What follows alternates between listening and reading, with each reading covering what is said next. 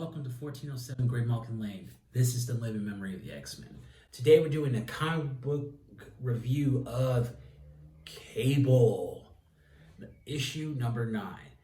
Okay, I know I've in the past said that I'm really bored of Cable. Okay, not bored, just there's no real direction for this character. It just seems like they're just throwing stuff at him.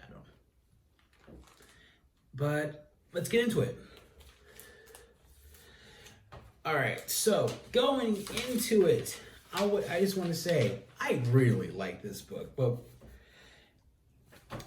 okay, so in the beginning, we get a submarine, and we find out that it's being run by AIM, or the Advanced Idea Mechanics. So, one, I love these guys. Also, I thought that Sunspot had taken over AIM, but I don't know what's going on with that.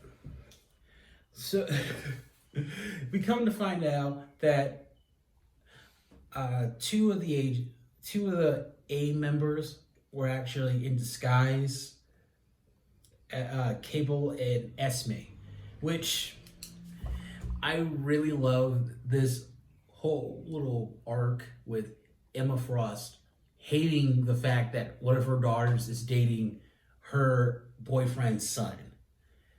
Really funny. But Cable doesn't really care about that. He goes to Emma and asks her like about what's going on with Stryfe, the person that he's looking for. And Emma is unsurprisingly smug. She's like, oh, why you're going here instead of the Omega level telepath that's in your house?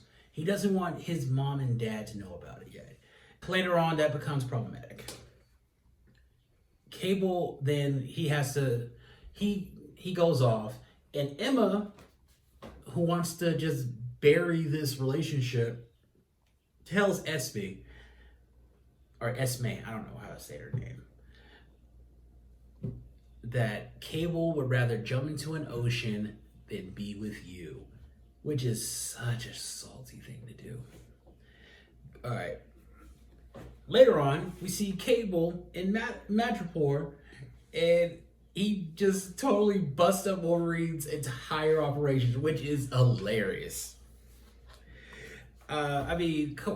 Wolverine's under the disguise of Patch. He really thinks he's Nick Fury. Fun stuff.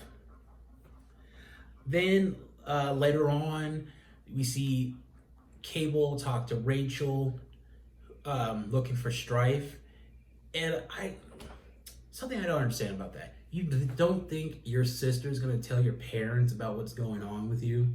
Come on. But she leads them in the right direction, or at least give them an idea where to go. She says, hey, maybe it's not like for science, maybe it's a magic thing. So Cable goes to Ilya Rasputin, where she is, it looks like training, but she's essentially just beating up a little kid. She has some of the, okay, so Cable goes to Magic, and they look for the biggest, most deadliest demon they can find to see if Cable's theory might be true. And they have this dude chained up, and they have the worst. No, okay. It's a funny song. I get that, but their use of torture is super outdated. Look at this. The Pretenders. Cool. But at first, I thought it was this. I thought that'd be super scary. Later on, Cable runs into Welch's side of the MLF, which is more attention Wildside's been given ever, especially Solo. He runs into Cable, gets in a little skirmish, meets up with Hope. Hope is not his daughter, okay? She's just a kid that he took care of. He was a single adoptive dad. She needs to find out who she was. Summers is not her name. I don't like Hope. But it really kind of leads into this other thing. Their whole interaction leads into a whole other thing where on Krakoa, there are no clones. There are no time displaced. There's no two versions of the same person. That's just not what's going on. But now Kid Cable needs the older version of him because he needs to find Stryfe. Love this book. Really do. Like, it made me laugh. I like seeing how Cable interacts with the various people in his life. I would really like to see him interact with the New Mutants, but, you know. Also, with this book ending very soon, this is my theory. Cable is going to go into the future to look for Stryfe. And that's the last we're going to see of him. And the next time we see him, he's going to be adult Cable. Because remember, when the young version of Cable killed the Cable we know, he was left for dead. And old man Cable, he remembered. So here's a couple questions I want to know.